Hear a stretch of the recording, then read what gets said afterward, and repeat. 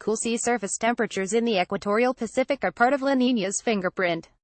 According to the latest advisory from NOAA's Climate Prediction Center, La Niña conditions are now in place and stand a 65% to 75% chance of persisting into April.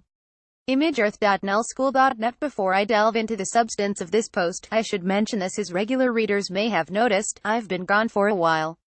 That's because my day job is directing the University of Colorado's Center for Environmental Journalism, not imageo, and sometimes there are just not enough hours in the day to keep up with everything. But now I'm very glad to be back. And so is La Niña. Okay, I don't know that she's glad. But after arriving and departing quickly last winter, La Niña came back in October, albeit weakly. And it looks like she may hang around for a while.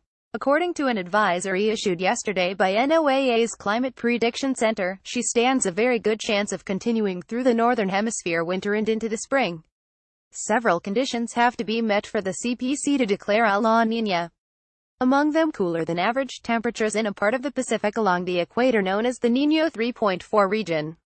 The graphic up top shows a large sphere of cool surface water currently stretched across most of the equatorial Pacific, including Niño 3.4.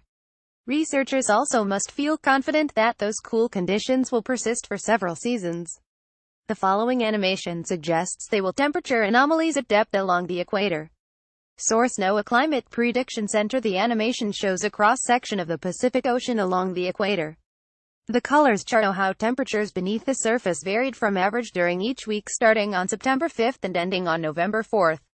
The vertical axis shows depth beneath the surface, and the horizontal axis shows longitude. South America is toward the right, Indonesia to the left. See that all that blue? That's a gargantuan blob of cold water beneath the surface. It has expanded since, and more of the chilly water has surfaced. This substantial cold blob should help keep the surface waters in the Niño 3.4 region cool for the next few months, according to Emily Becker, writing in NOAA's ENSO blog. Lastly, the atmosphere above the Pacific Ocean has responded in ways that are characteristic of La Niña. So yes, she's definitely back. And while the scientific details of that return are fascinating, at least to me, La Niña isn't just a climatic curiosity. Typical La Niña impacts December through February. Source: NWSNCEPCPC. La Niña is, in fact, the cool phase of what scientists call ENSO, the El Niño Southern Oscillation. And as such, this cool phase can strongly influence weather patterns around the world, including in North America, as the graphic above illustrates.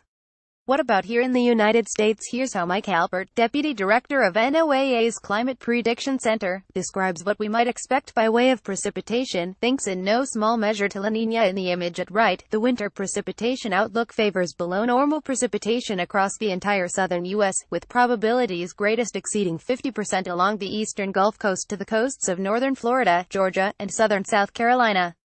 In contrast, above-average precipitation is more likely across much of the northern parts of the country, in the northern Rockies, around the Great Lakes, in Hawaii, and western Alaska. Which areas of the country are likely to be nudged toward warmer than normal conditions, and which ones cooler again? From NOAA's Mike Halpert. The temperature outlook shown at right indicates above-average temperatures across the southern U.S., extending northward out west through the central Rockies and all the way up to Maine in the eastern part of the nation. Above-average temperatures are also favored in Hawaii and in western and northern Alaska. Chances are greatest in an area extending from the desert southwest to central and southern Texas and Louisiana, greater than 50%. At the Weather Underground's Category 6 blog, meteorologist Bob Henson notes that in North America, La Niña-induced changes to the jet typically lead to periods of roller coaster weather, with frequent ups and downs in temperature. Also keep in mind that La Niña isn't the only climatic factor that will be influencing the weather. Another is a phenomenon known as the North Atlantic Oscillation. Fold that into the mix, and a somewhat different picture emerges for the Northeast than the one currently predicted by NOAA.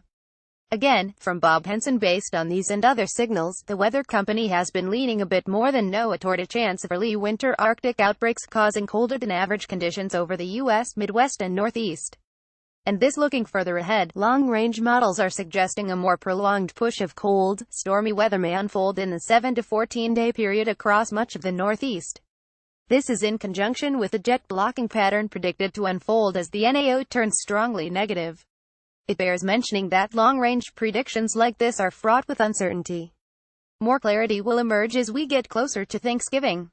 Categorized under climate, ENSO, ocean, select top posts, weather.